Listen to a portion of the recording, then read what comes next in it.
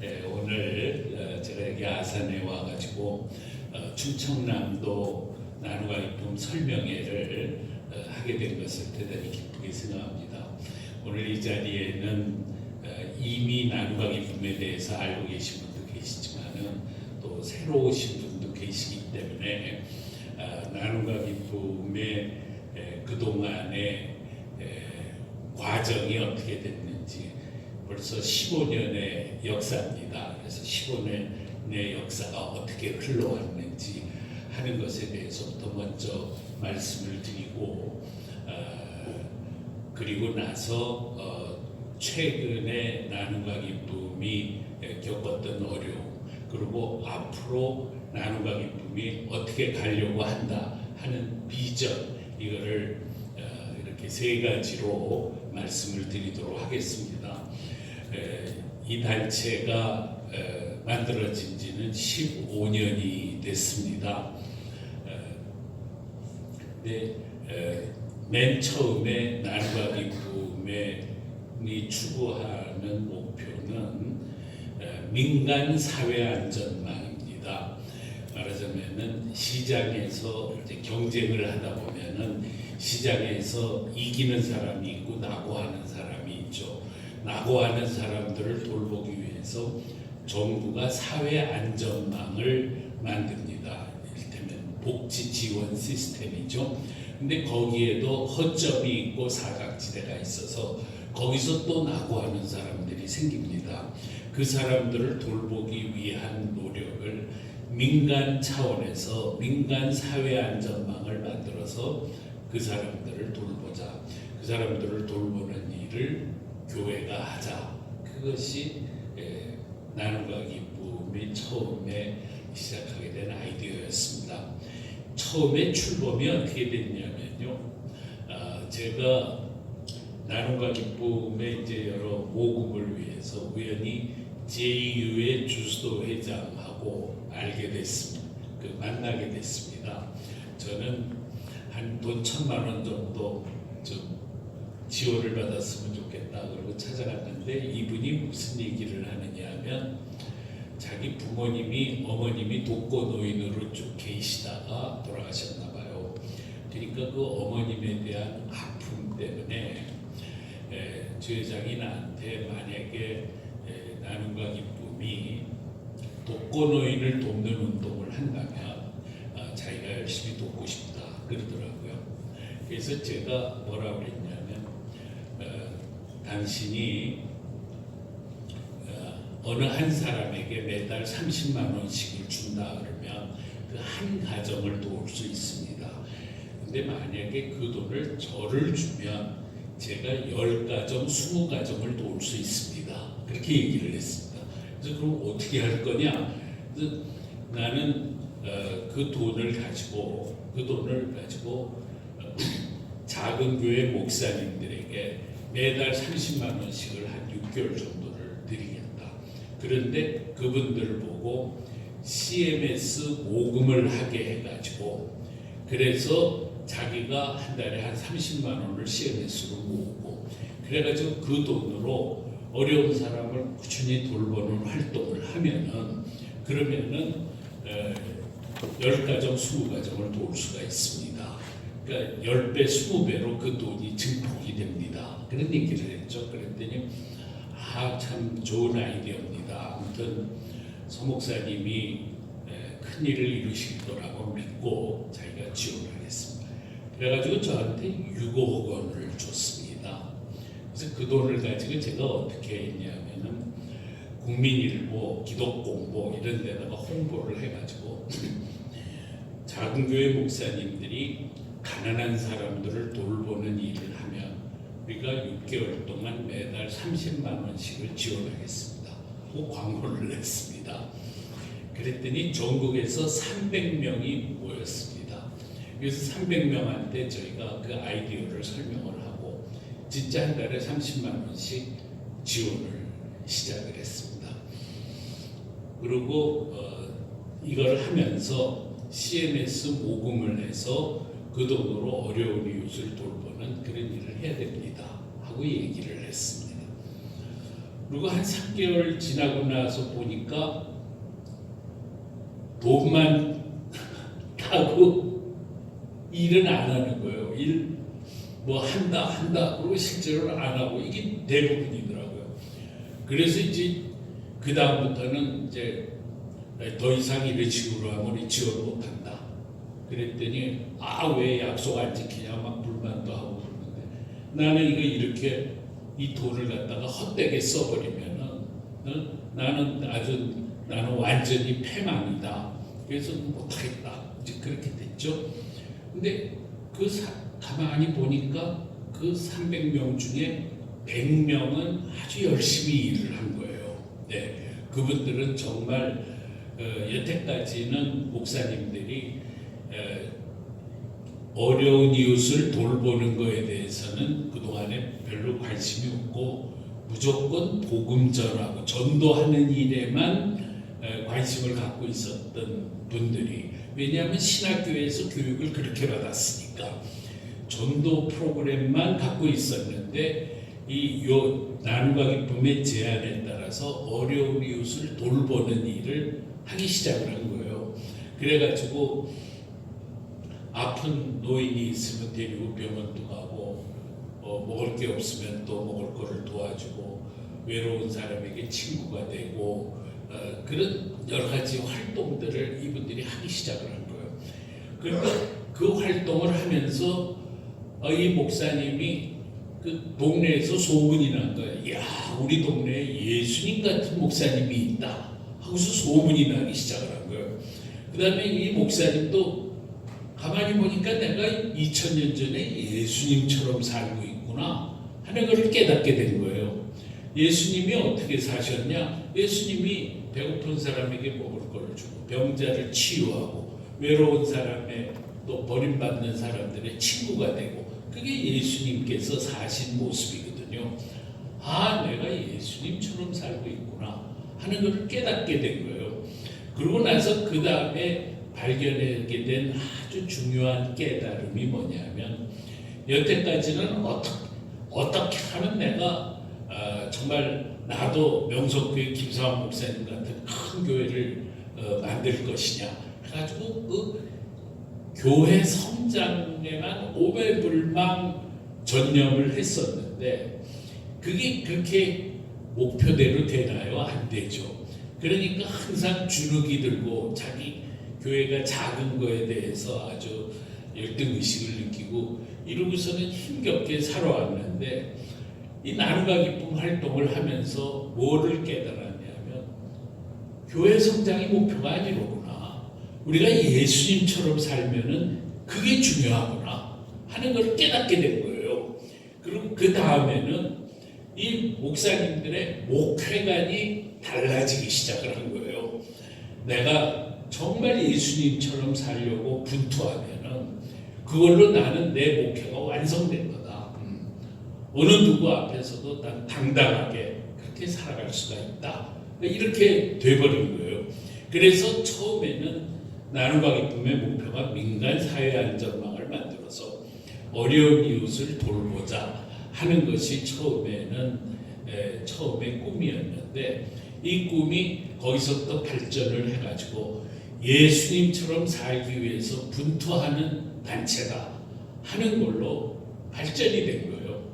그래서 처음에는 이 단체에 가입하는 나눔이 목사님들이 전부 작은 교회여서 우리가 처음에는 작은 교회를 굉장히 강조를 했는데, 그 다음부터는 교회 사이즈와 상관없이 큰 교회 목사님도 예수님처럼 살고자 분투하는 목사님은 우리 나눔과 기쁨의 회원이 되는 거다. 이렇게 그 나눔과 기쁨의 성격이 변화하게 되었습니다.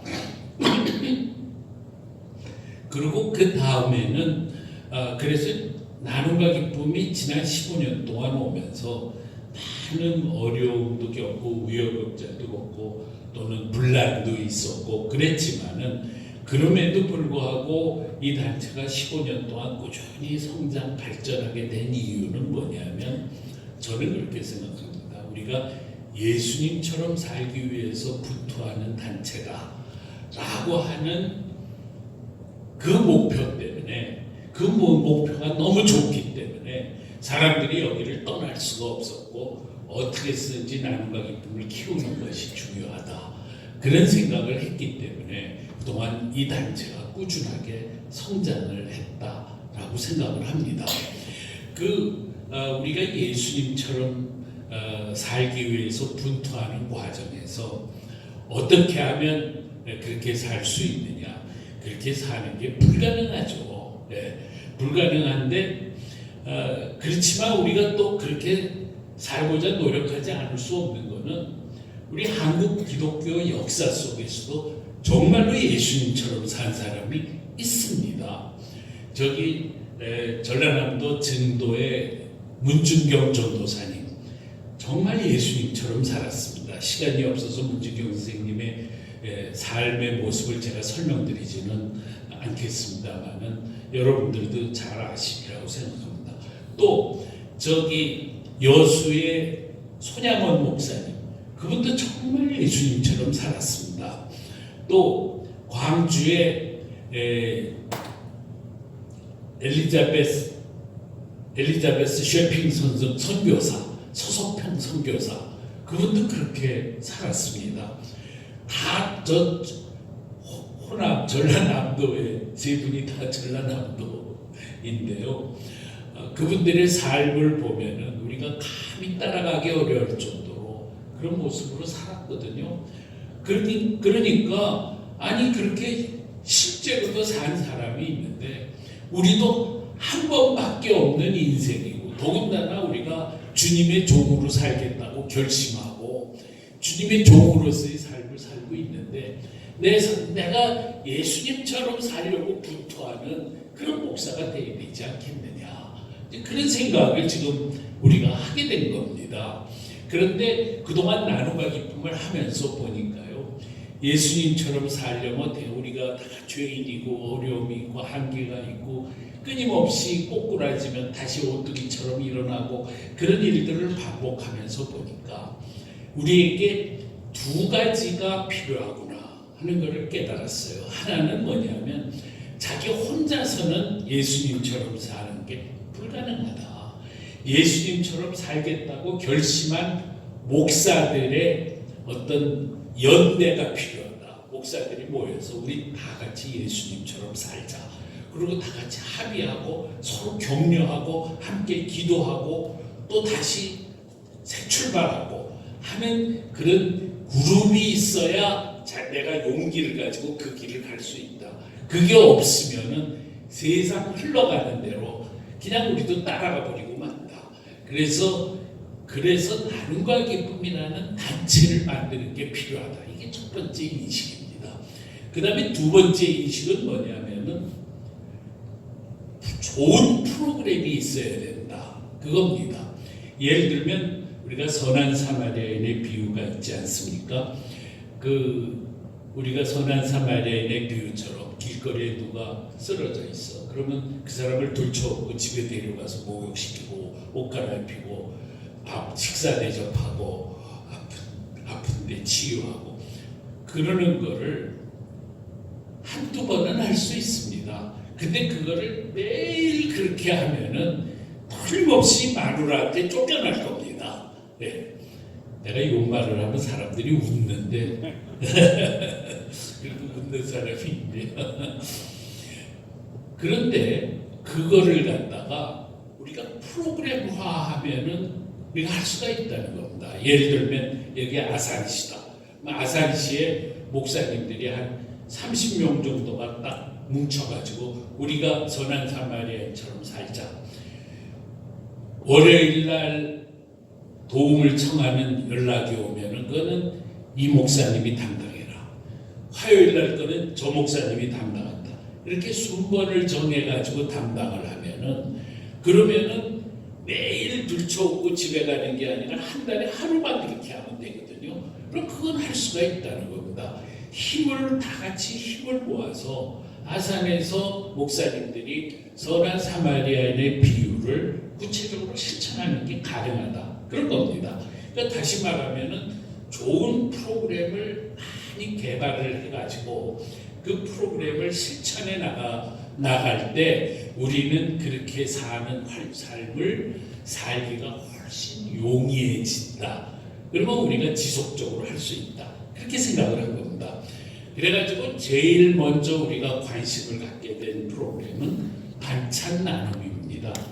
이 반찬 나눔에 대해서 왜 관심을 갖게 됐냐면 어려운 사람을 돌보면서 보니까 독거노인이 굉장히 많아. 근데 이 독거노인들은 밥은 전기밥솥에 버튼을 누르면 밥이 되는데 반찬을 자기 혼자 먹기 위해서 항상 반찬을 만들 수가 없어. 그러니까 그냥 고추장에 비벼 먹고 이런 식으로 적당히 해버리고 말아. 그런데 반찬을 한 주일분 반찬을 만들어 가지고 그러면 한 주일분 반찬 만드는 비용이 얼마 안 들어. 기껏해 2-3천 원, 몇천 원 정도면 충분히 가능해. 그래서 이 반찬을 가지고 그 어려운 이웃을 찾아가면 어떤 때는 저 산 위에 있는 아주 외진 데까지 가서 그걸 전달하면 이 독거노인이 그걸 받으면서 눈물을 흘려. 하루 종일 기다려도 우리 집에는 손님이 한 명도 없는데 목사님이 이 반찬을 갖고 찾아오셨습니다. 그런 굉장한 감동을. 반찬이라는 게 별로 돈도 많이 들지가 않아. 그리고 반찬은 혼자서는 못 만들어. 항상 목사님들이 한 5명이면 5명, 10명이면 10명이 같이 힘을 모아서 함께 반찬을 만들어요. 그러면 함께 반찬을 만들면 그걸 만드는 과정에서 목사님들의 결속체가 생겨.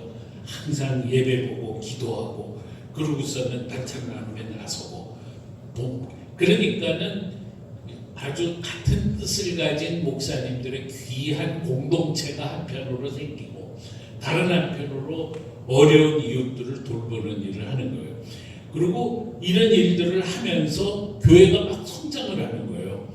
처음에는 그냥 하다가 몇 달 지나면은 결국은 교회 나오게 되고 교회가 막 성장을 하고 그러니까는 야 이거야말로 정말 좋구나 해가지고 그 다음에는 나눔하기 보면 맨 처음에 시작할 때는 무조건 반찬 나눔으로 시작한다 이렇게 돼버린 거예요. 그래서 지금도 아마 한 100군데 이상에서 지금 반찬 나눔이 진행되고 있으리라고 그렇게 생각합니다. 제가 지금 정확한 파악은 하지를 못했는데 어떤 목사님은 10년째 반찬 나눔하는 분도 계십니다.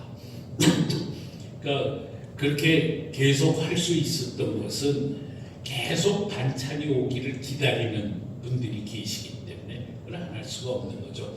그 다음에는 우리가 그 과정에서도 여러 가지 과정이 있었습니다. 처음에는 큰 교회 목사님들에게 우리가 교섭을 해가지고 큰 교회가 반찬을 좀 만들어 달라. 그러면 우리 작은 교회 목사들이 가서 반찬을 받아가지고 나누겠다. 그래서 많은 교회가 반찬 나눔을 했습니다. 여기 대전교회에는 한밭제일 교회인가? 그 초교파 교회인데 한밭제일 교회인가? 그 목사님이 굉장히 열심히 반찬 나눔을 했어요. 서울의 고척교회는 지금도 열심히 그걸 하고 있습니다. 인천의 인천순복음교회도 인천순복음교회가 반찬을 만들어가지고 그래가지고 인천의 나눔이 목사님들한테 계속 주고 저기 부산도 그런 식으로 하고 그렇게 계속 했었죠. 근데 그 큰 교회가 반찬을 만드는 일을 하면서 보니까 이게 또 시간이 가니까 큰 교회가 이 보람을 못 느끼는 거예요. 그리고 작은 교회 목사님들의 그 모습에 대해서 뭐 실망하기도 하고 반찬을 돌려줄 때는 깨끗이 씻어가지고 돌려줘야 되는데 그러지도 않는다 이러고 불만하고 막 이러저런 갈등이 생기면서 결국은 반찬 나눔을 하는 큰 반찬을 도와주는 큰 교회가 자꾸 줄어들기를 시작을 했습니다. 그래서 그 다음에는 우리가 생각하기에 이 프로그램이 별로 좋은 것 같지 않다. 처음부터 끝까지 나눔이들이 우리는 나눔이라고 그럽니다. 나눔과 기쁨의 회원 목사님을 우리들끼리 표현으로 나눔이라고 그러는데 나눔이들이 처음부터 모금을 해가지고 반찬 만드는 일부터 시작해서 모든 걸 우리 힘으로 하는 게 가장 좋다. 이게 그 다음에는 우리들의 결론이 되었습니다. 그래서 그 다음부터는 더 이상 큰 교회에다가 반찬 만들어 주세요 하고 교섭하는 일을 하지를 않았습니다. 그리고 CMS 모금을 아주 강조를 하게 됐죠. CMS 모금은 뭐냐면 내가 지금 이렇게 반찬 나눕니다. 그리고 그 사진도 찍고 동영상도 만들고 그래서 그걸 가지고 지역의 식당이나 뭐 병원이나 기업이나 이런 데를 이제 찾아가서 우리를 이것으로 우리 지역의 가장 어려운 사람을 우리가 돌보는 일을 하고 있는데 우리 교회가 작은 교회이다 보니까 이거를 재정적으로 감당을 못하니 한 달에 10,000원씩만 CMS로 도와주십시오. 이런 식으로 하는 거거든요. 그러다 보니까 나눔이 목사님들의 CMS가 점점 늘어나게 됐습니다. 어떤 제일 많이 이제 CMS를 한 분이 라용주 목사님인데 아무튼 그분은 지독하게 했습니다. 그래서 한 달에 한 400만 원인가 500만 원까지 모으고 지금은 조금 떨어져서 285만 원인가 한 달에 CMS를 한다고 그러더라고요. 그런 정도도 충분히 가능한 거예요. 그리고 어지간한 목사님들은 다 한 30, 40만 원 정도의 CMS를 합니다. 그러니까 그 돈은 순전히 어려운 이웃을 위해서 쓰는 돈이거든요. 그러니까 그 돈 때문에라도 가난한 사람을 돌보는 프로그램을 안 할 수가 없는 거예요. 그리고 우리 나눔과 기쁨 본부는 어떻게 해서 유지가 되느냐? 목사님들이 CMS를 하면은 그 돈이 일단은 전부 본부로 들어옵니다. 그리고 그 다음에는 왜냐하면 그 CMS가 정말 어려운 이웃을 돌보는 일에 쓰느냐 안 쓰느냐를 감독하는 일을 나눔과 기쁨 본부가 합니다. 그래서 그 다음에는 그 목사님이 보고서를 꼭꼭 제출해야 CMS 돈이 돌아갑니다. 보고서가 없으면 난 가난한 사람 돌보는 일을 안 하는 거예요. 그럼 돈을 안 주는 거예요. 제도가 그렇게 돼 있으니까 그 가난한 사람 돌보는 일을 계속 할 수 있도록 말하자면 선의의 감독 기구가 본부입니다. 그리고 본부는 행정비로 5%를 띱니다. 만약에 한 달에 40만 원의 CMS를 하면은 2만 원을 본부가 띄는 거예요. 근데 사실은 대한민국의 어떤 NGO도 행정비를 5%밖에 안 띄는 데는 없습니다. 그러다 보니까 사람들이 우리가 5%밖에 안 뛴다 그러니까 좀 감탄을 하죠. 근데 저희가 그렇게 5%를 띄다가 한 7년쯤 지난 다음에 제가 강조를 해가지고 이거를 5%를 더 띄어야 된다 그랬습니다. 그 5%는 뭐냐면 본부의 행정비를 띄는 게 아니라 해외 사업으로 띄자. 우리가 국내에 어려운 사람도 돌봐야 되겠지만 우리가 이렇게 모금한 돈으로 가난한 나라에 훨씬 더 우리보다 어렵게 사는 사람들을 우리가 돌보는 일에 그래도 이 돈은 써야 된다. 그래서 5%를 덧대서 10%를 띱니다. 처음에는 10% 띄는 거에 대해서 목사님이 좀 불만한 목사님도 있었지만 조금 지나고 나서는 그건 얼마든지 좋다 이렇게 이제 됐죠. 그래서 그렇게 해서 그 다음부터는 우리가 CMS를 하는 거를 굉장히 강조하게 됐고 우리 본부는 어떻게 살아가느냐? 그 5% 갖고 살아갑니다. 그 5% 갖고 본부가 살아가니까 돈이 너무 적어서 허겁지겁하지만은 본부가 유지되기 위해서는 CMS를 하는 나눔이가 계속 늘어나야만 본부가 유지가 되는 거예요. 그러니까 본부는 본부대로 그걸 위해서 열심히 전국을 다니면서 나눔이가 많아지도록 노력하는 일을 하도록 그렇게 제도적으로 그렇게 마련이 된 거죠. 그렇게 해서 지금까지 왔다. 이렇게 말씀을 드릴 수가 있습니다. 그런데 저희가 그것만 한 것이 아니라 우리는 끊임없이 어떤 프로그램이 정말 우리가 예수님처럼 살도록 되는데 도움이 되느냐. 그리고 우리가 예수님처럼 사는 우리들의 행위를 통해서 결국은 복음이 전파돼야 된다. 그래서 나눔과 기쁨의 궁극적인 목표는 복음 전파입니다. 그래서 근데 복음 전파가 그냥 우리가 전도지들고서는 다닌다고 되는 게 아니라 그 사람들의 어려운 이웃을 돌보는 일을 할 때 복음 전파의 기회가 온다. 이거거든요. 그래서 그동안에 우리가 나눔과 기쁨이 꾸준히 성장을 해가지고 지금 저희들의 회원 숫자가 이제 5,800명까지 올라가게 됐는데, 이렇게 올라가게 된 이유는 뭐냐면 예수님처럼 살려고 분투하다 보니까 교회가 성장한다라고 하는 성과가 여기저기 사방에서 만들어졌기 때문이다. 그래서 그걸 보고 나도 하겠다 그러면서 나눔과 기쁨이 커져왔다. 그런 말씀을 드리겠습니다. 저희가 반찬 나눔뿐만 아니라 그 외에도 여러 가지 프로그램을 개발을 했는데요. 두 번째로 하고 싶은 이야기는 발 마사지입니다. 발 마사지를 우리가 하기 시작을 하면서 발 마사지가 전도에 굉장히 도움이 된다 하는 것을 저희가 알게 됐습니다. 그래가지고 그 다음에는 나눔과 기쁨 목사님들은 우리 전부 발 마사지를 배우자. 그래가지고 저도 배우고, 저도 저희 교인들 다 발 마사지 교육시키고, 그래가지고는 서로 발 마사지를 해주고 그런 걸 했었습니다. 근데 제가 게으르다 보니까 한동안 열심히 하다가 그러면 못해가지고 지금 발 마사지 하는 법 지금 다 잊어먹었습니다. 다 재교육을 받아야 됩니다. 그런데 저희가 이거를 하다 보니까 우리 새로운 나눔이로 교육받은 사람이 한 분이 저기 대구 달성군의 하빈교회라는 교회인데, 이 목사님이 서울에서 부목사로 있다가 거기 시골 농촌교회의 담임 목사로 가게 된 거예요. 근데 그 지역은 불교 동네예요. 이 교회 교인 수는 한 20-30명 정도밖에 되지 않았는데, 이분이 나눔과 기쁨 교육을 받고서 무슨 생각을 했냐면, 발 마사지가 우리 교회에 도움이 되겠구나 하고서 필이 꽂힌 거예요.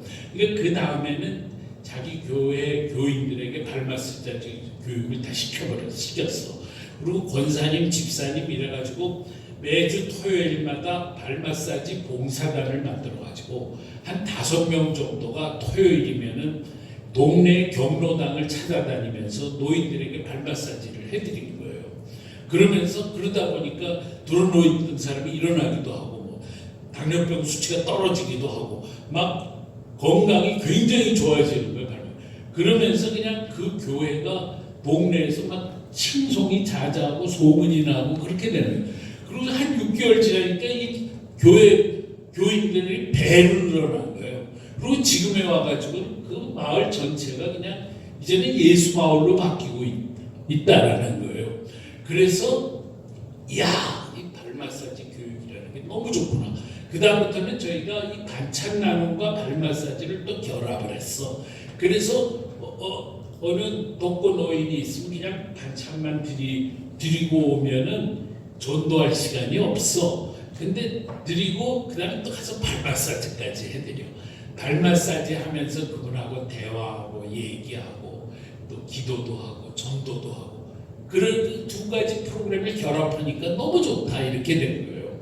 그래서 지금도 우리는 발 마사지 프로그램이 그런 의미에서 참 좋다 이런 생각을 하는 거죠. 그리고 이렇게 필요한 비용이 들 때마다 우리 그 비용을 우리는 CMS로 해결한다. 사람들에게 성금 모으기를 하는 거죠. 작은 교회 목사님들은 어려운 이웃을 다 돌보고 싶어 하죠. 왜냐하면 작은 교회가 다 그 어려운 지역에 교회가 있거든요. 번화가에 작은 교회가 있을 수가 없죠. 그러면은 그 동네 사람들이 다 어려우니까 돌보고 싶은데 돈이 없어서 돌보지를 못하는 거예요. 그러니까 그거를 우리는 CMS로 해결한다. 이렇게 되면은 이것처럼 좋은 방법이 없다. 그래서 지금도 우리 나눔과 기쁨에서는 CMS로 성금 모금하는 거, 이거를 지속적으로 하는 게 가장 중요하다. 열심히 활동하는 나눔이 목사님 중에서 CMS를 안 하는 사람은 없습니다. 그래서 그리고 또 CMS를 하게 되면 그거가 거꾸로 자기에게 가난한 사람 돌보는 일을 내가 계속적으로 해야 된다고 하는 자기 강제예요. 그 돈을 받으면 안 할 수가 없는 거예요. 안 하면 그 돈이 날아가 버려. 그러니까 그것도 우리에게 참 좋은 거다. 그렇게 생각을 하는 거죠. 그 다음에 그러면서 또 하다가 이제 요즘에 와가지고 참 인기를 끌고 있는 게 푸드뱅크입니다. 푸드뱅크는 목사님 혼자서 하기에는 굉장히 어렵고요. 한 10개 교회 정도가 모여가지고 우리 여기서 푸드뱅크를 하자. 그래가지고 이제 하는 거죠. 그러면 푸드뱅크는 이제 그 물품이 들어오는 거는 굉장히 많이 들어옵니다. 근데 그 물품을 나누는 일이 그게 보통 쉬운 일이 아닙니다.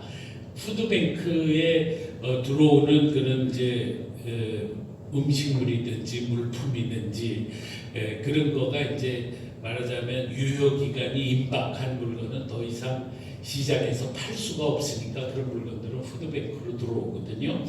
그러면 그거를 갖다가 나누는 일을 아무나 나누다 보면은 그러면 구청에서 그냥 허가가 취소가 됩니다. 꼭 복지의 사각지대에 있는 어려운 이웃들만 나눠야 됩니다. 근데 그게 보통 어려운 일이 아니거든요. 그래서 푸드뱅크를 시작했다가 문 닫는 푸드뱅크가 굉장히 많습니다. 그래서 이거는 어느 한 개인이 욕심부려서 시작할 게 아니라 나눔이 목사들의 팀이 구성이 될 때 그때 함께 하면은 아주 성공적으로 진행한다. 그래서 지금 나눔과 기쁨에서는 대전도 그렇고 안산도 그렇고 부산도 그렇고 저기 뭐 울산도 그렇고 되게 어지간한 곳에서 푸드뱅크를 목사님들이 다 힘을 모아서 우리 이종선 목사님도 푸드뱅크 아시죠? 옥천 그 시골 거기는 도시도 아니죠, 군이죠. 예, 군인데 거기서도 푸드뱅크를 합니다. 그래서 그 푸드뱅크도 우리에게 참 좋은 그런 프로젝트다 그렇게 생각을 하죠. 근데 이제 다만 이런 일을 하면서 이제 저희가 느끼는 점이 있습니다. 사람들에게 인센티브를 주는 거를 해야 되거든요. 그러니까 예를 들면 나눔이 목사님, 나눔이가 됐다. 그러면 그 다음에는 나눔이의 정신 이런 거를 이제 충분히 설명을 듣고 야 너무 좋은 단체니까 내가 가입해야 되겠다. 가입을 했는데 그 다음에 이제 조금 지나면 무슨 얘기를 하냐면 아니 도대체 나눔과 기쁨이 나한테 도와줄 게 뭐 있냐 이렇게 얘기를 합니다. 그러면은 우리가 아주 난처하죠. 그러니까 본부는 본부대로 나눔이 목사님들에게 혜택을 주는 길을 찾으려고 노력을 할 수밖에 없습니다. 그래서 뱅크의 물품을 받기 위해서 나눔과 기쁨의 회원이 되는 겁니다. 그래서 이렇게 한편으로 나눔과 기쁨이 되면 이러이러한 이익이 있다. 그럴 때는 단체가 활성화가 되죠. 그런데 또 다른 한편으로는 그거를 보고서는 저희는 이제 고민이 깊어집니다. 예를 들면 큰 교회로부터 도움이 있을 때는 목사님들이 열심히 모이다가 큰 교회로부터의 도움이 끊어지면 그냥 다 흩어져 버리는 거예요. 이렇게 해서는 우리가 예수님처럼 사는 단체가 되지 못한다. 그래서 지난 15년 동안 우리 나눔과 기쁨은 항상 두 가지 문제의 갈등 속에서 살아왔습니다. 하나는 뭐냐면 나눔과 기쁨이 어떻게 나눔이들에게 이익을 주고 도움을 줄 것이냐 하는 그거고, 또 하나는 그렇게 이익만 추구하게 되면 그게 무슨 예수님처럼 살고자 분투하는 단체냐. 우리 나눔과 기쁨의 정신이 훨씬 더 중요하다. 그래서 저는 그동안 이사장으로 있으면서 나눔과 기쁨의 정신만 계속 끊임없이 강조하는 그런 역할을 하고 그냥 이익에 빠져버리면 안 된다. 그게 제가 그동안 끊임없이 해왔던 이야기였다. 그렇게 말씀을 드릴 수 있습니다. 그래서 이 두 가지는 그렇다고 해가지고 도움을 주는 걸 안 할 수가 없습니다. 왜냐하면 예수님처럼 살고자 하는 노력이 그래도 조금이라도 편할 수 있도록 우리가 도와주는 일도 해야 된다. 그리고 또 정신을 굉장히 강조해야 된다. 그렇게 생각을 합니다. 그러고 나서 그 다음에 또 저희들이 최근에 굉장히 관심을 가진 것은 청소년 봉사단 활동입니다. 이거는 청소년 봉사단 활동은 우리가 시작한 지가 지금 한 2, 3년 정도밖에 되지를 않는데요. 지금 한국 교회가 청소년이 청소년부가 중고등부가 반토막이 났습니다. 그래서 중고등부가 저렇게 반토막이 나면은 한국 교회의 미래가 암담하다. 교인 감소가 좀 필수적이다. 이렇게 되죠. 그래서 한국 교회 미래를 생각해서도 중고등부의 활성화라는 게 지금 너무 중요한데 이걸 어떻게 할 거냐가 문제입니다. 근데 중고등부의 중학교, 고등학교의 종교교육이라는 것을 할 수 있는 기회가 지금 다 봉쇄돼 버리고 말았습니다. 그러니까 교목, 중고등학교 미션 스쿨의 교목을 만나도 이분이 청소년 학생들에게 복음을 전하는 열정이 상실돼 버리고 말았더라고요. 그게 지금의 현실입니다. 그래서 이거를 갖다가 나누가기 때문에 어떻게 하면 뚫고 들어가겠느냐 하는 게 저희들의 고민이었는데 한 가지 저희가 발견한 게 뭐냐면은 지금 중고등부의 정책이 자원봉사를 반드시 해야 된다. 자원봉사가 의무가 됐습니다. 그래서 자원봉사 인증을 받아야만 대학도 입학하고 뭣도 하고 이렇게 다 되게 돼 있어요. 그래서 학생들이 자원봉사를 해야 되는 거야. 근데 자원봉사증을 발급하는 데가 많지가 않아. 그러니까 별 시시한 일로 자원봉사를 했다 그러고서는 그 증을 받아가지고 그거를 이제 메꿔 나가는 거예요. 근데 우리 나누가기품은 사단법인이어가지고 자원봉사 인증을 발급할 수 있는 기관입니다. 그러니까 우리가 어떻게 하냐면은 고등학교나 중학교, 고등학교 학교 앞에 가지고 우리가 자원봉사 발급을 해준다. 그러고서 막 홍보를 해가지고 학생들을 갖다가 나눔과 기쁨 봉사단에 가입해라. 그러면 그렇게 해서 우리가 자원봉사할 수 있는 기회를 주고 증을 준다. 그러니까 이 학생들이 이거 증을 받아야 되는데 이거가 굉장히 좋은 방법이다. 그래서 오는 거예요. 와서 그 다음에는 이 청소년들을 가지고 아주 좋은 프로그램들을 자꾸 만들려고 애를 쓰는 거죠. 그러면 얘네들이 이제 점점 나눔과 기쁨에 대해서 관심을 갖게 되고 나눔과 기쁨 옷을 입고 다니고 아주 감동적인 봉사를 하고 얘네들한테 발 마사지를 교육시켜서 노인정에 가서 애들이 발 마사지를 하게 하고 이런 일들을 하면서 얘네들을 우리가 인성교육을 굉장히 발전시켜 줄 수가 있다 하는 거를 우리가 이제 알게 된 겁니다. 그러면서 지금 나눔과 기쁨의 각 도시마다 이 청소년 봉사단 활동이 점점 커져 나가고 있습니다. 물론 그거를 작은 교회, 큰 교회는 그렇게 크게 관심이 없고 그러다 보니까 이제 작은 교회 목사님에 따라서는 청소년 봉사 활동에 내 목회를 쏟겠다 이런 분들이 나오기 시작을 하고 또 그런 목사님이 큰 교회하고 연계를 해가지고 하기도 하고 여러 가지 다양한 형태가 지금 나오고 있습니다. 그리고 저희 나눔과 기쁨은 앞으로 청소년 봉사단 지도자가 되겠다는 사람들한테는 최소한 일정 기간 동안은 우리가 활동비를 지급해야 되지 않겠냐 하는 것도 우리가 고민을 하고 있습니다. 왜냐하면 그래서 봉사단 지도자가 활동을 하도록 격려를 하는 거죠. 돈을 왕창 주는 거는 전혀 불가능하지만은 조금이라도 그런 지원을 해서 그분들을 격려하겠다 이런 겁니다. 그래서 저희는 이 나눔과 기쁨이 전국에 확산되면서 청소년 봉사단으로 이 젊은이들이 청소년들이 어렸을 때부터 나눔의 중요성을 깨닫고 그리고 그 과정을 거치면서 예수님과 만날 수 있는 기회를 우리가 만든다. 그래서 이 청소년들을 데리고 해외 봉사를 나가고 해외 봉사에 나가서 해외에서 활동하는 선교사들이 왜 모든 걸 버리고 저 오지에 와서 살아가는 모습, 그 모습을 보면서 애들이 감동을 받고 거기서 하나님 예수님과 만나고 그럴 수 있는 프로그램을 개발하자. 이런 거를 지금 막 열심히 노력하고 방법을 찾고 그런 거를 하는 것이 지금 청소년 봉사단 활동입니다.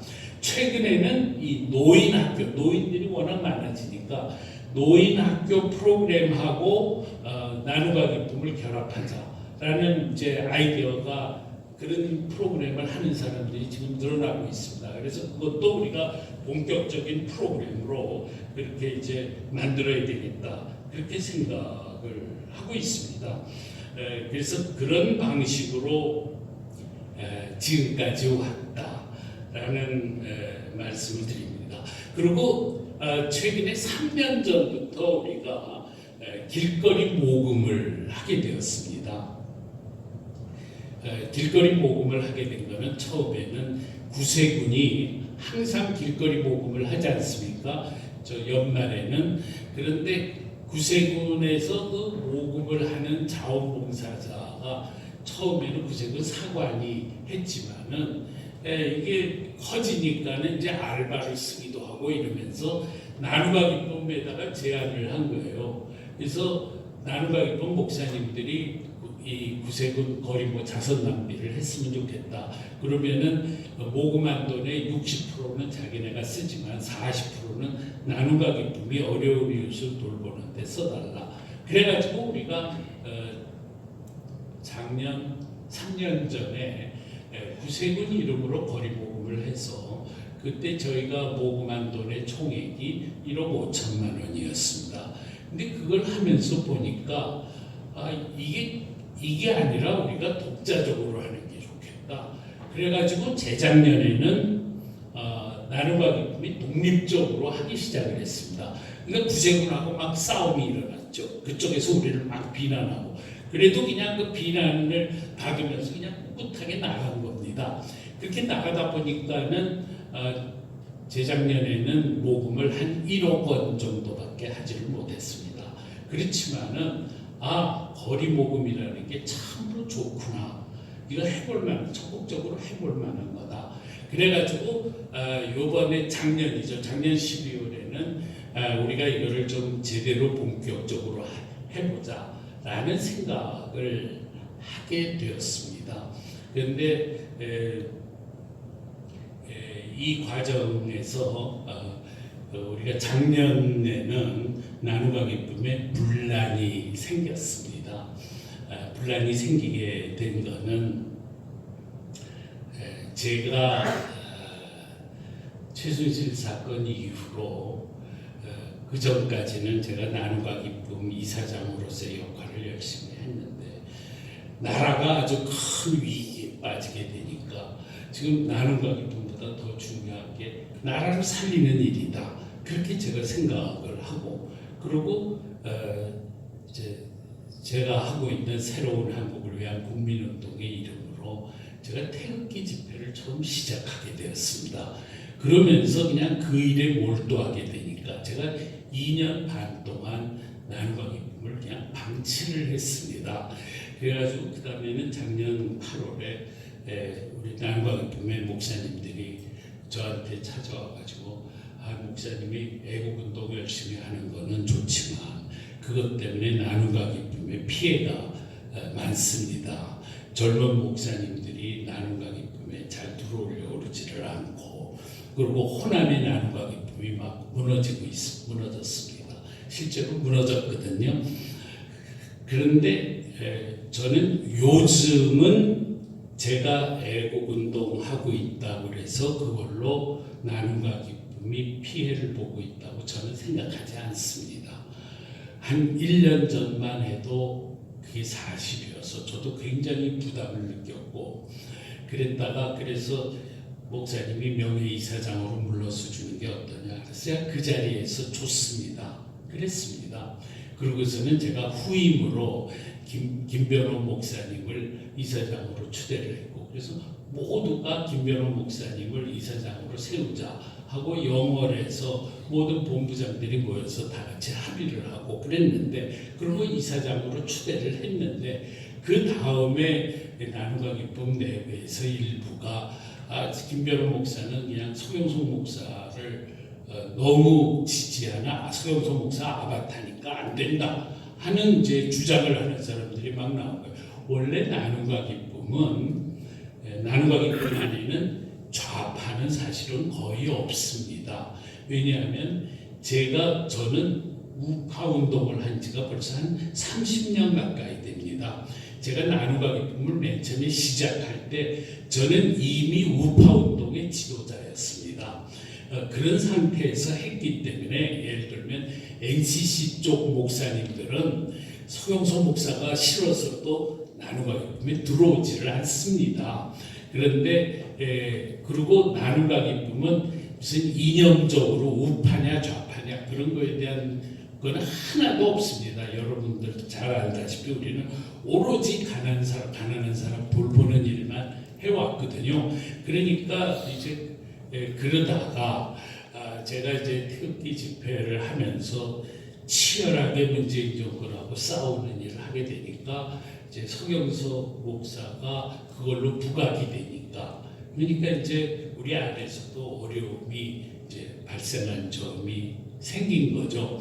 근데 나는 지금에 와가지고는 한국 교회가 지금 거의 다 이 문재인 정권은 안 되겠다라는데 거의 저는 거의 한 80% 이상이 그게 지지한다고 생각합니다. 최근에 여의도 수보교회 이영훈 목사님이 아주 결단하고 작심 발언을 하고 그러면서 지금 기독교는 이제 완전히 그걸로 컨센서스가 지금 되어가고 있기 때문에 지금은 광주의 분위기도 굉장히 많이 달라졌습니다. 그래서 사실은 지금은 우리가 목사님들이 한편으로 애국운동하고 다른 한편으로 어려운 이웃 돌보는 거하고 둘 다 하는 게 저는 개인적으로 그게 정상이다 라고 저는 개인적으로 생각을 합니다.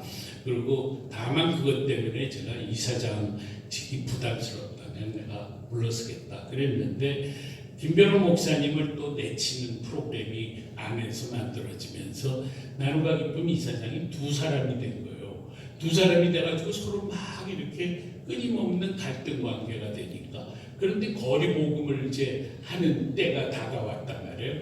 그러니까 행정안전부는 뭐냐면 서로 다투는 사람한테 어느 쪽에도 못 주겠다는 거예요. 그러니까 원래 서경석 목사가 이사장이었기 때문에 서경석 목사가 나눔과 기쁨의 대표로 우리는 인정할 수밖에 없다. 저한테 거리 모금 허가증이 저한테 떨어진 거예요. 그렇게 되니까 죽으나 사나 제가 거리 모금을 주도하지 않으면 안 되게 되어버린 거예요. 그러니까 김변호 목사님이 저한테 지금 이렇게 갈라져서 싸우느니 설립자이신 목사님이 복귀를 해달라. 복귀를 해서 이것을 수습해달라. 그렇게 요청을 저한테 하고 그러면서 이사회가 저를 이사장을 복귀하도록 그리고 김변호 목사는 이사장을 사퇴를 하고 이렇게 되면서 제가 다시 이사장이 돼가지고 나눔과 기쁨을 거리 모금을 총괄을 하도록 그렇게 되었습니다. 근데 이제 그동안에 우리 내부의 분란 때문에 요번에 거리 모금을 저희가 1억 원 이상을 했습니다만은 저는 그만큼 된 것도 참 하나님께 감사합니다.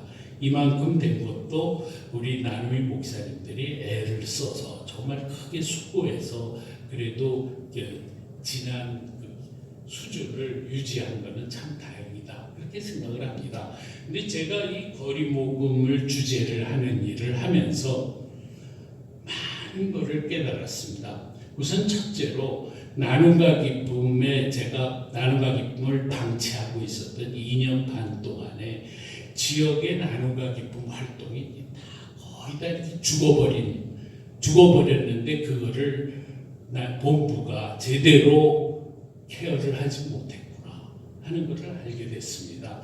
그래서 보니까 5,800명이 나눔이 목사님들인데 실제로는 나눔이 숫자가 아무리 많아야 2,000명 정도밖에 되지 않을 거다 그렇게 생각하고 있습니다. 그러나 2,000명도 너무나도 소중한 단체다, 소중한 숫자다. 우리 거기서부터 출발해도 충분하다 이렇게 생각을 합니다. 그 최근에 작년에 나눔이 목사님들 몇 분이 인도의 나가랜드라는 지방을 갔었습니다. 거기는 100% 기독교인들만 사는 곳입니다. 근데 거기에 가서 나눔과 기쁨을 설명을 했더니 거기에 최대 교단이 침례교단인데 침례교단이 우리 전체가 나눔과 기쁨이 되겠습니다. 그렇게 결의를 했다는 거예요. 그러고 나서 보니까 전 세계에 예수님처럼 살고자 분투하는 단체는 나눔과 기쁨밖에 없는 거예요. 그러니까 사실은 이 단체는 우리 한국교회가 전 세계에 자랑할 만한 단체라는 거예요. 그런데 지금은 이러저런 분란에 속해 있으니까 제가 그거를 보면서 야, 이거 안 되겠다. 내가 활동할 수 있는 기간이 앞으로 한 몇 년밖에 없지만은 그 몇 년 동안이라도 내가 나눔과 기쁨에 전념해야 되겠다. 이걸 어떻게 쓰든지 정말로 우리가 전 세계에 자랑할 만한 아름다운 단체로 이걸 만들어서 후진에게 넘겨줘야 되겠다. 지금까지 15년을 우리가 왔는데요. 이 단체는 앞으로 30년, 50년, 100년 가야 되는 단체가 돼야 됩니다. 왜냐? 우리 기독교 목사들로서 예수님처럼 살려고 분투하자라는 이 목표는 절대로 버릴 수 없는 목표고 그렇게 살려면 이 단체가 꼭 필요하기 때문입니다. 그래서 저는 제가 후진한테 이 단체의 지휘권을 넘겨줄 때는 넘겨주기 전까지 내가 마지막으로 이 단체를 위해서 총력으로 헌신해야 되겠다 하는 각오를 하게 되었습니다. 그리고 그 각오를 제가 할 수 있도록 부추겨준 분이 명성교회 김상환 목사님입니다. 김상환 목사님이 나눔과 기쁨의 여러 가지를 보고 굉장한 관심을 보이더라고요. 그러면서 지금 한국교회가 어려운 이웃을 돌보는 일을 책임지는 것, 이거는 지금 너무나도 중요한 목표다. 자기도 그게 제일 중요하다고 생각한다. 그런 입장을 취하시더라고요. 그러면서 저보고 나눔과 기쁨을 열심히 하시고 그리고 그거를 하면은 우리 교회는 할 수 있는 한 여러 가지 모양으로 우리가 계속 돕도록 하겠다 하는 이야기를 제가 받았습니다. 당장은 더군다나 지금 문재인 정권 하에서 우리가 명성교회에 무슨 구체적인 지원을 받는 거는 그쪽에서 부담스러울 겁니다. 제가 그냥 정부하고 워낙 맞서 싸우는 사람을 갖다가 이렇게 노골적으로 지원하려면 어려움이 있을 것이다. 그렇게 생각을 합니다만은 우리 단체는 앞으로 50년, 100년을 가는 단체입니다. 그때그때의 정치 상황에 따라서 우리가 조금씩 생각이 행동 패턴이 달라질 수는 있습니다. 예를 들면 우리가 일제시대라 그러면은 아무리 어려운 이웃을 돌본다 하더라도 일제에 협력하는 일을 해서는 안 되겠죠. 네. 또 과거 군사독재 체제에서는 아무리 우리가 어렵더라도 군사독재에 협력하는 일을 해서는 안 되겠죠. 또 지금도 마찬가지입니다. 지금도 나눔과 기쁨이 정치적으로는 절대로 아무런 의사표시를 하지 않지만 최소한 사회적 지탄을 받는 일은 해서는 안 된다. 예를 들면 지금 좌파 독재에 우리가 협력하는 일을 해서는 안 된다. 그런 기본 라인은 우리가 지켜가야 된다. 그리고 그 기본 라인을 지키는 데서 오는 어려움 정도는 우리가 감수하면서 가야 우리가 나중에 20년, 30년 후에도 사람들이 나눔과 기쁨을 평가할 때 저 단체는 그동안 역사의 굴곡 속에서도 그래도 바르게 오려고 애를 쓴 단체다라는 평가를 저는 받아야 된다고 생각합니다. 그래서 저는 지금은 나눔과 기쁨의 목사님들이 한편으로 애국운동하고 다른 한편으로 어려운 사람을 돌보는 운동을 하고 두 가지를 같이 하는 것에 대해서 비난하거나 그런 거는 옳지 않다. 다만 나눔과 기쁨은 무슨 애국운동이나 혹은 뭐 좌파 운동이나 그런 거 일치 안 하고 우리는 오로지 가난한 사람 돌보는 것만 하면 된다. 그러면 그거 갖고서 딴 얘기는 하지 말자. 이렇게 가는 게 저는 옳다. 이렇게 생각을 합니다. 그래서 저는 앞으로 내가 김상환 목사님하고 얘기를 나누면서 나눔과 기쁨이 내가 이 거리 모임을 하면서 보니까 가난한 사람이 지금 점점 많아지고 있는데 같은 사람을 돌보는 일을 한국교회가 해야 된다. 근데 한국교회가 이거를 하려면 무엇보다도 나눔과 같은 실무 책임을 담당하는 조직이 커지는 게 가장 중요하다. 그래서 그 다음에는 제가 이런 생각을 한 거예요. 우선 요번은 이제 시간이 급하니까 이렇게 이제 지나갔습니다만은 금년도 12월 달에 가서 또 거리 모금을 하게 될 때는 전국에서 모든 지역에서 모든 시군구에서 기독교연합회나 교구협의회하고 협의를 해가지고 CMS를 맺자. 그래서 그 기독교연합회의 목사님들이 우리 지역의 어려운 사람을 돌보는 거는 기독교연합회가 총력을 다해서 한다. 근데 여기도 누가 전문적으로 그 일을 하는 일이 있으니까 실무는 나눔과 기쁨이 맡아라. 이게 충분히 될 거다. 그래서 그 기독교연합회하고 나눔과 기쁨이 MOU를 체결하자. 그래서 각 교회가 어려운 이웃을 돌보기 위한 예산을 책정한다든지 혹은 무슨 교회 앞 거리 모금을 하는 걸 허락한다든지 그런 프로그램을 통해서 교회는 교회대로 펀드를 모으고 그리고 그거를 나눔과 기쁨에 주고 나눔과 기쁨은 지역에서 길거리 모금을 해가지고 또 모금을 하고 그래서 만들어진 펀드로 그 다음에 이 모든 교회가 자기 교회 교인까지 포함해서 정말로 어려운 이웃을 명단을 작성해가지고 그 사람들을 돌보는 일을 하자. 그리고 이거에 대한 모든 명예는 한국교회, 기독교연합회 그쪽에다가 다 넘긴다. 그리고 우리 나눔과 기쁨은 이름도 없이 빛도 없이 그냥 헌신하는 그 실무 역할을 우리가 담당하자. 그런다면은 이거야말로 우리가 한국교회에 굉장히 기여를 하게 된다. 그런 생각을 한 거예요. 근데 그런 얘기를 김상환 목사님이 듣고 너무 좋다고 그러시더라고요. 그래서 내가 그 모습을 보면서 우리가 큰 교회 협력을 만든 것도 우리가 성실하게 우리가 그런 모습을 가면은 틀림없이 협력을 해줄 거다. 그래서 우리가 나서서 그 모든 지역의 한국 교회들이 전부 다 같이 합심해서 어려운 이웃을 돌보는 일을 하는 거를 우리가 권면하고 실무를 우리가 담당하고 그렇게 하면은 된다. 이런 생각을 이번에 한 거예요. 그러다 보니까 그 다음에는 이 비전을 갖다가 제가 다니면서 사람들한테 얘기를 해서 그 뜻에 공감하는 사람들을 나눔이로 끌어들이자. 그래서 지금 예를 들면 충청남도에는 사실은 우리 나눔과 기쁨 차원에서 보면은 굉장히 취약한 동네입니다. 여기서 그래도 열심히 하는 데가 아산이시고 그 다음에 다른 지역은 아마 별로 없다시피 합니다. 그러나 지금 우리가 갖고 있는 이 비전을 가지고 자은교회 목사님들한테 이야기를 하면은 나는 충분히 모든 시군구에서 우리의 지지 세력 함께하는 사람들을 만들어낼 수 있을 것이다. 그렇게 생각을 하는 겁니다.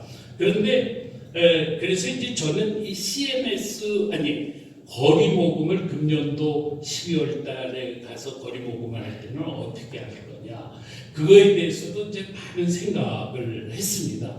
근데 거리 모금을 하는데 이제 목사님들이 가는데 제일 애로사항은 건 뭐냐면 하루에 예를 들면 한 오후 5시, 오후 2시부터 뭐 저녁 한 9시까지 이제 딸랑딸랑하면서 거리 모금을 해야 되는데 2시간 이상은 절대로 못 있습니다. 그러니까 2시간이면은 그다음에 멤버 체인지를 해야 됩니다. 혼자서는 못합니다. 최소한 2명이 해야 됩니다. 그러니까 이거를 조를 짜는 일이 보통 어려운 일이 아닌 거예요. 그러니까 저 목사님들이 한 5, 6명이 모여서 하자 그러고서도 그냥 허겁지겁 하다가 그냥 제대로 못하고 끝나고 이런 경우가 많았습니다. 저는 이거를 갖다가 우리 나눔이 목사님들이 중심이 돼서 하는 프로그램으로 하지 말자는 겁니다. 뭐냐? 커뮤니티가 함께하는 거리목음이 되자는 겁니다. 예를 들면 나눔과 기쁨의 목사님들이 우리 지역을 자기 지역을 딱 설정하고 나는 여기서 거리목음의 책임자다. 그러면 그 지역에 있는 커뮤니티의 리더들한테 우리 지역의 어려운 사람을 돌보는 일에 여러분들 같이 해주십시오. 우리는 이런 프로그램을 갖고 하겠습니다. 하고 설명을 하자는 거예요. 교회에다 설명하는 거하고 똑같이 지역의 커뮤니티에도 설명을 합니다. 예를 들면은 식당 그러면은 뭐 허겁지겁 안 되는 식당도 물론 굉장히 많죠. 그러나 저 식당은 틀림없이 잘 되는 식당이다. 그럼 우리가 보면 딱 알지 않습니까? 그러면 그 식당 주인에게 어떻게 하냐? 우리 지금 거리 모금을 하는데 당신 여기 와서 식당 주인이 1시간만 산타 모자 쓰고 딸랑딸랑을 해주십시오. 그리고 당신이 그걸 하고 나면 우리가 당신이 그거 하는 모습을 딱 인증샷을 찍어가지고 사진첩에 넣어서 기증을 하겠습니다. 그러는 거예요. 그러면 그거를 갖다가 자기 식당에다 거는 거예요. 그러면 저 사람들이 손님이 와서 보고 이 식당 주인은 돈만 버는 게 아니라 어려운 사람 돌보는 일까지 하는구나. 야, 이 식당 참 좋은 식당이다. 그렇게 생각할 거 아니냐. 그러면 그거 한다 그러면 와서 1시간 동안 딸랑딸랑 하나도 어려움이 없을 겁니다. 기꺼이 하겠다고 그럴 겁니다. 이거는 식당 주인뿐만이 아니라 거기 있는 무슨 은행 지점장도 그럴 거고 무슨 병원 무슨 조그만 군소병원이 많잖아요. 병원장도 그럴 거고 기꺼이 그렇게 해서 그리고 기업도 그렇고 그 사진으로 자기 방에다 걸거나 사람들이 있는데 걸면 얼마나 좋으냐. 그러면 이 사람들이 그걸로 끝나는 게 아닙니다. 딸랑딸랑만 하고 가는 게 아니라 틀림없이 봉투를 거기다 집어넣을 겁니다. 봉투를 최소한 30만 원은 집어넣을 거라고 보는 겁니다. 그러니까 이렇게 30만 원 집어넣는 사람들을 갖다가 당장 12월에 가서 허겁지겁 하는 게 아니라 9월, 10월, 11월 한 3개월 동안 그저 충분히 다니면서 준비를 하면은 몇십 명의 자원봉사자들을 그런 사람들로 확보한다는 겁니다. 그러면은 거리에서 사람들 뭐 1,000원, 2,000원 넣는 거 그거보다 이분들로부터 오는 수입이 훨씬 더 커진다는 겁니다. 교회로부터 오는 교회가 모금해 준 돈 그리고 이 커뮤니티 리더들로부터 받는 돈 이 돈이 오히려 거리 모금의 한 7, 80%를 차지한다는 겁니다. 거리 모금 자체로 딸랑딸랑 하는 건 이건 상징적인 액션이다. 그렇게 되면은 나는 이 길거리 모금을 하는 거가 두렵지 않고 이거는 정말 좋은 일이다. 이게 왜 좋으냐면요. 식당 주인들이 이제 봉투 하나 집어넣고 30만 원 냈다 그럴까요? 그 사람이 그걸로 끝나는 게 아닙니다. 또 그분한테 가서 내가 지금 이렇게 반찬 나눔을 하고 있는데 목사님 나한테 CMS를 해주십시오. 그러면은 매년 몇만 원씩, 매달 몇만 원씩 또 해준다는 거예요. 이 거리 모금으로 끌어들인 커뮤니티 리더들을 갖다가 우리가 다시 또 우리 CMS 도와주는 사람들로 다시 리오가나이즈, 다시 조직화를 하는 겁니다. 그러면 그 목사님 목회는 내가 무조건 성공이다. 그리고 이거를 1년만 한 번만 하는 게 아니거든요. 일단 하고 꾸준히 매년 해야 됩니다. 한 5년 정도 지나고 나면은 그 지역에서는 아무아무개 목사 그럼 그 사람은 정말 청량리 588에서 한 목사님이 이름이 뭐더라? 최일도 목사. 그 목사님은 우리 지역의 최일도 목사다. 나는 이렇게 된다고 생각합니다. 나눔과 기쁨을 통해서 전국에 수백 명의 최일도 목사가 나타나도록 만들 수가 있다는 겁니다. 그리고 그거는 반드시 교회 성장으로 그거는 갈 수밖에 없다는 겁니다. 여태까지 교회가 만들어낸 뉴스 중에 감동적인 뉴스가 별로 없었습니다. 큰 교회 레드카펫이 깔리고 뭐 거창한 교회가 감동적인 뉴스를 낼 수가 없습니다. 감동적인 뉴스는 가난하고 작은 교회가 그럼에도 불구하고 정말 지극한 사랑으로 어려운 사람을 돌보는 목사님의 그 모습, 그게 감동적인 거거든요. 우리는 그 감동을 만들어내는 단체가 나눔이 되자는 겁니다. 그때 복음이 전파된다. 저는 그렇게 생각을 하는 겁니다. 여러분 제 말에 동의하십니까? 네. 예. 그래서요, 저는 이 거리 복음 프로그램도 제가 이번에 겪고 나서 야, 이것도 굉장히 중요한 프로그램이로구나 하는 걸 깨닫고 그렇게 들어오게 되었습니다. 자, 그래서 이제부터는 제가 앞으로 우리가 하려는 일이 뭔가를 마지막으로 설명드리고 제 얘기를 마치려고 합니다. 우선은 나눔과 기쁨이 회원 정비를 해야 되겠다. 아마 충청남도에도 그동안 나눔과 기쁨 회원인 사람이 아마 한 200명 정도는 되지 않습니까? 네? 150명이요? 190 몇 명. 예, 190 몇 명이면 그분들을 그 이재구 목사님이 전부 일일이 전화를 하고 하다 보면은 연락이 안 되는 사람도 있을 겁니다. 그래서 연락이 안 되면 하는 수 없이 포기해야 됩니다.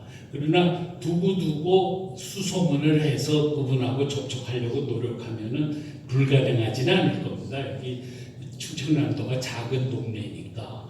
그래서 그거는 노력을 하고, 그리고 이미 돌아가신 분도 있을 거고요. 너무 연로하셔서 더 이상 활동할 수 없는 분도 있을 겁니다. 15년의 역사이다 보니까 또 나눔과 기쁨이 뭘 도와준다 그러니까 열심히 회원 가입했다가 도움이 없으니까 그냥 그러면 안 한다 그런 분도 있을 겁니다. 그 쭉 정리하고 나면은 나는 한 50명 정도는 그래도 남는다고 생각합니다. 그럼 거기서부터 출발하자 이렇게 생각을 합니다. 우리가 그분들에게 나눔과 기쁨의 긍지와 프라이드를 심어주는 것이 대단히 중요합니다. 그래서 우리가 예수님처럼 산다는 목표를 갖고 있으면 누구 앞에서도 주눅이 들지 않고 당당해야 된다. 그렇게 생각합니다. 그리고 또 이제 CMS를 할 때 무슨 식당이나 병원이나 이런 데 가서 CMS 해달라고 할 때요. 그걸 이제 요청하는 거에 대해서 부담을 느낍니다. 이 목사가 가서 도와달라고 내미는 거가 영 자존심 상해서 못하겠다. 이런 분들이 계시거든요. 그것도 많은 장애물입니다. 근데 그거에 대해서는 우리가 아주 분명한 입장이 있습니다. 저희가 나눔과 기쁨을 시작하는 창립 예배를 볼 때 제가 평소에 존경하는 김중권 목사님께 설교를 부탁을 했습니다. 근데 그때 김중권 목사님이 이렇게 설교하셨습니다.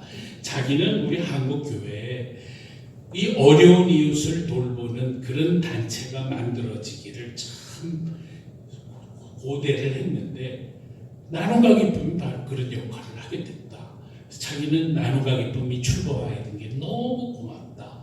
그러면서 저한테 문중경 전도사님 이야기를 했습니다. 왜냐하면 김중권 목사님이 그 문중경 전도사님하고 고향이 똑같습니다. 증도, 전라남도 증도. 그래서 이 문중경 전도사님이 해방 전후에 아주 나라가 어려울 때 거기 다리 밑에 병자 거지들이 있었다는 겁니다. 이 사람들은 몸이 아파서 구걸도 하지를 못한 거예요. 그래서 그 사람들을 위해서 문중경 전도사님이 매일 새벽이면은 동네를 돌면서 초가집에서 이렇게 연기가 올라가는 집은 아침밥을 짓는 집입니다. 아침밥을 짓는 집마다 찾아가서 누룽지를 구걸을 한 겁니다. 그래가지고 그 누룽지를 모아가지고 그걸 끓여서 다리 밑에 병자 거지들에게 아침 식사를 제공을 했습니다. 그걸 하면서 문중경 전도사님이 받은 그 별명이 있는데 별명이 뭐냐면 대신 거지입니다. 거지 노릇을 대신한다. 그러면서 김중권 목사님이 그 설교에서 우리에게 하신 말씀이 여러분들이 대신 거지 노릇을 해주십시오. 그런 얘기를 했습니다. 그러니까 우리가 거지 노릇하는 거에 대해서 당당해야 되는 겁니다. 우리가 내가 거지여서 달라고 그러는 게 아니거든요. 그 말도 못하고 어렵다가 나중에는 절망적인 상황에서 목숨을 끊기도 하는 그런 어려운 사람을 위해서 우리가 대신 모금을 하는 거거든요. 그래서 그렇게 가야 된다고 생각합니다. 김중건 목사님은 돌아가시기 며칠 전에 사람을 불러서 저를 오게 했습니다. 그래서 제가 마지막으로 김중건 목사님으로부터 저 유언을 들었습니다.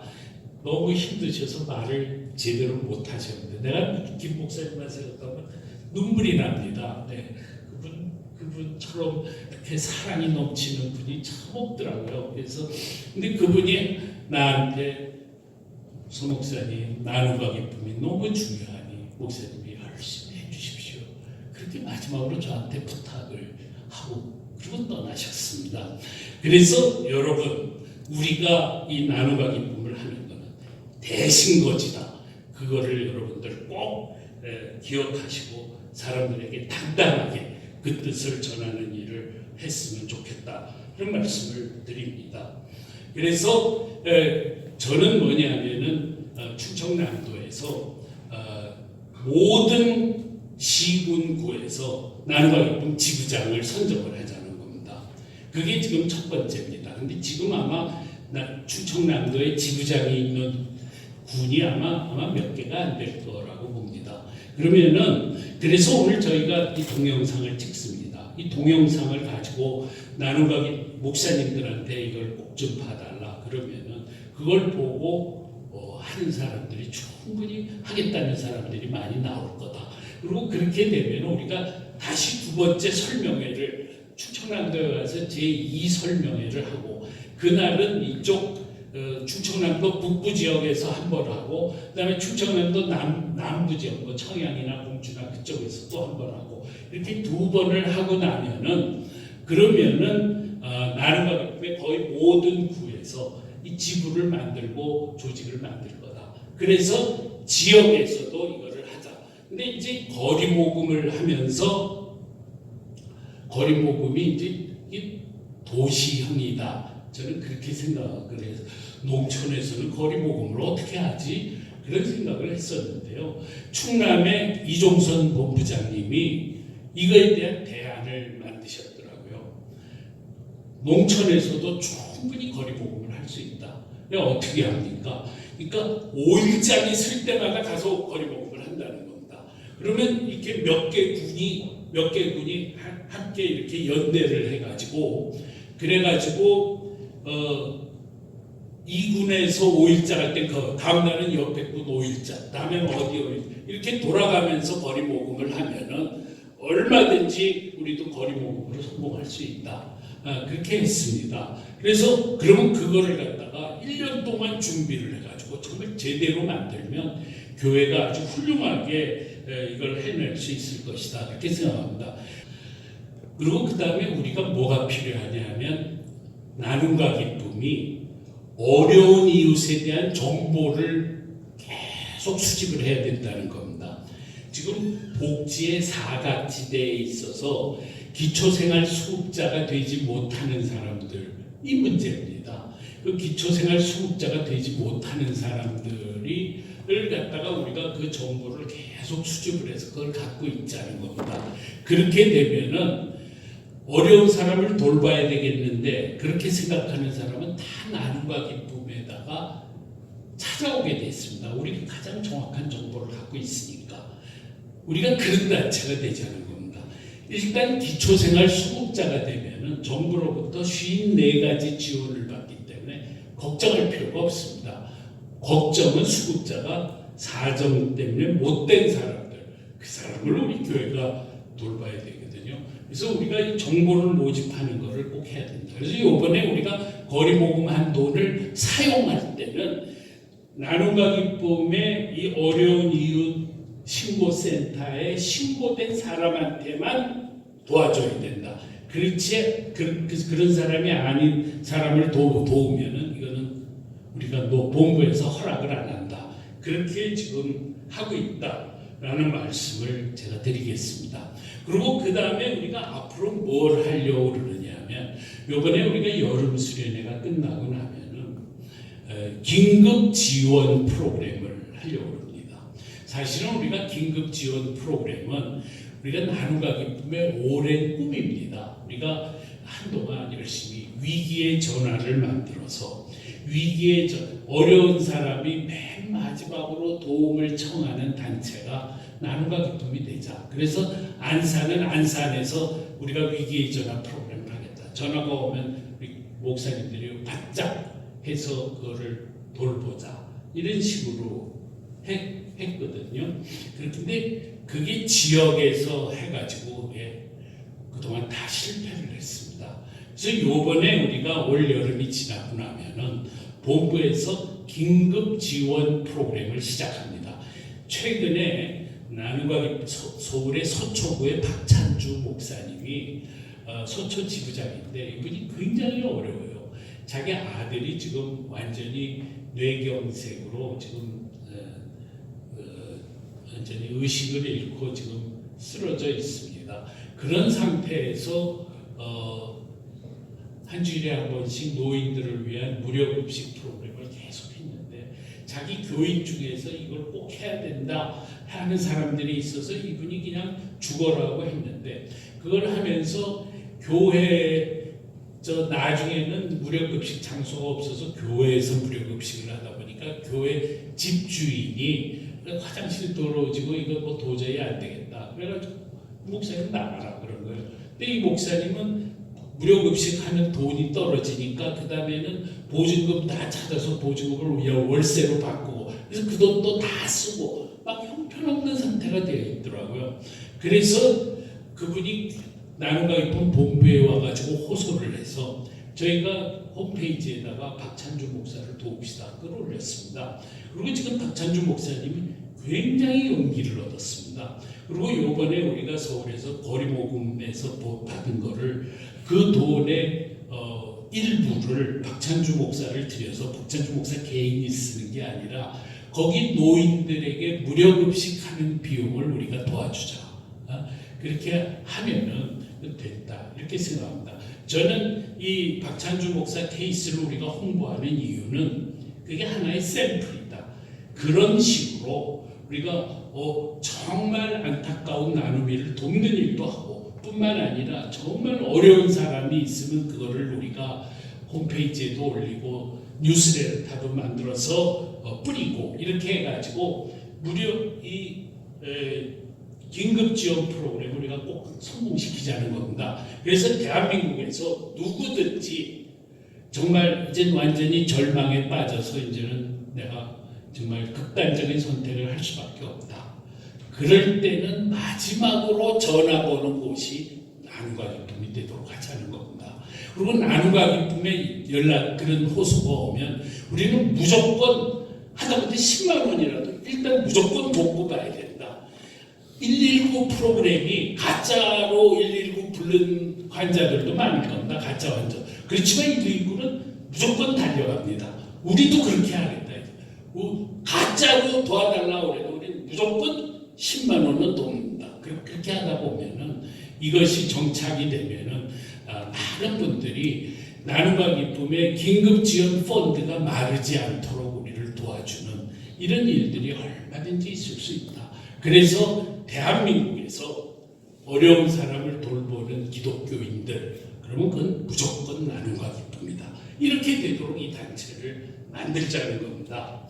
그리고 그것뿐만 아니라 저희가 생각하는 게 많습니다. 우리는 이게 점점 커지면은 이거를 경제 공동체로 만들자. 가난한 사람들이 서로 상부상조하는 경제 공동체. 그래서 지금 최근에 저희가 어렵지만 지금 추진하고 있는 게 옥천의 이종선 목사님 거기에 목사님들하고 같이 약초 재배 사업을 이번에 시작합니다. 그래서 그쪽에서 당뇨병에 좋은 약초들을 전부 생산해서 환으로 만들면 그거를 도시에서 전부 당뇨병 환자한테 팔겠다는 겁니다. 아주 품질을 보증하고 그리고 가격도 병원에서 파는 거에 한 반값에 팔고 그래서 어려운 힘든 당뇨 환자도 그걸 기꺼이 사 먹을 수 있도록 하는 그런 제품을 만들자. 그리고 그런 방식으로 어려운 사람들이 서로 상보상조하는 그런 프로그램을 우리가 계속 개발해 나가자. 가난한 사람들의 경제학을 만드는 일에 교회가 앞장을 서는 겁니다. 그리고 그 다음에 맨 마지막에 우리가 궁극적인 거는 세계 선교에 기여하는 겁니다. 저희가 그동안에 한 5년 동안 미얀마에서 나눔과 기쁨이 활동을 했습니다. 하면서 한 경험이 참 많습니다. 우리는 뭐냐면은 한국의 해외 선교 프로그램이 바뀌어져야 된다는 입장입니다. 선교사는 왕창 보내는 거가 절대로 해답이 아니다. 우리 한국 교회도 처음에는 선교사들이 왕창 왔죠. 그 다음에는 선교사들이 많이 안 왔습니다. 한국 안에서의 선교 전도는 한국 교회가 했습니다. 그리고 한국 교회를 선교사들은 뒤에서 신학적으로 돕고 재정적으로 돕고 이렇게 여러 가지로 돕는 일을 했거든요. 그래서 우리 나눔과 기쁨은 가난한 나라에 가서 우리가 선교사로 가는 게 아니라 그 나라 교회를 돕자는 겁니다. 그 나라 교회들이 예수님처럼 사는 교회가 되도록 만드는 게 우리의 목표라는 겁니다. 그리고 그 사람들이 예수님처럼 살겠다고 격려하면, 결심하면 예수님처럼 사는 게 쉬울 수 있도록 우리가 지원 프로그램을 하겠다는 겁니다. 근데 지원 프로그램으로 할 때도 무조건 뭘 줘버리고 끝나는 게 아니라 마이크로 크레딧, 소액 금융 사업을 통해서 돈을 주고 나중에 돌려받고 이렇게 하도록 해요. 이건 전 세계적으로 다 마이크로 크레딧 사업은 어느 나라에나 정착이 되어 있기 때문에 그거를 충분히 할 수가 있습니다. 그리고 그동안에 나눔과 기쁨은 코이카에서 그 재정 지원을 받아서 소액 금융 사업을 미얀마에서 해왔고 아주 성공적으로 한국에서 소액 금융 사업을 하는 NGO가 많은데 다 실패하고 유일하게 100% 성공한 단체는 나눔과 기쁨입니다. 그래서 우리가 그렇게 그래서 저희는 지금 미얀마에서 어떻게 하려고 그러냐면 거기 미얀마 딸레이 지역에는 나눔과 기쁨이 있습니다. 목사님 한 30명이 나눔과 기쁨을 만들었어. 그러면 우리는 그 교회의 성도들 중에서 병아리 키우기 사업을 하는 사람 하겠다고 용의를 피력한 사람들한테 우리 펀드를 전부 재정 지원을 해서 병아리 키우기 사업을 하겠다는 겁니다. 그리고 그 다음에 1년이나 1년 반 후에는 그 돈을 전부 전액을 회수하면 됩니다. 그러더라도 자기는 막 계속 커져갈 겁니다. 그러면 이렇게 하면 자연히 그 교회가 성장을 하게 됩니다. 그리고 교회가 성장을 하게 되면은 그 다음에는 나눔과 기쁨이라는 조직이 또 커지게 됩니다. 그러면 이게 딸레이 지역에서만 커지는 게 아니라 전국의 미얀마의 전국의 모든 도시에서 나눔과 기쁨이 다 만들어진다는 겁니다. 그러면 우리는 한국에 있는 나눔과 기쁨과 그 지역의 나눔과 기쁨을 또 연결을 시켜가지고 거기가 미얀마의 우리가 궁극적으로 우리가 하는 일은 미얀마의 어려운 이웃을 돌보지만 그걸 교회를 통해서 돌보는 걸 통해서 교회가 성장하게 하고 예수님처럼 사는 교회가 커지게 하고 이렇게 만들 때 진짜 가장 효과적으로 복음이 전파된다. 그러면 우리는 굉장히 작은 돈으로 진짜 선교를 할 수 있다. 그래서 저희는 이 활동을 꾸준히 하다 보면은 한국의 모든 해외 선교 프로그램이 저희들의 본을 따라오지 않겠느냐 그런 생각을 합니다. 그래서 여러분들 우리 나눔과 기쁨의 비전은 단순히 우리 지역을 돌보는 걸로 끝나는 게 아니라 이렇게 세계적인 꿈을 갖고 가는 단체다. 제발 저야 이제 나이가 벌써 이제 70이 넘고 제가 얼마나 앞으로 하겠습니까만은 여러분들이 앞으로 나눔과 기쁨을 이어받아서 갈 때 제가 이렇게 처음에 꿈꿨던 이 꿈을 여러분들이 실현해 주시기를 부탁드립니다. 제 얘기 여기서 마치겠습니다.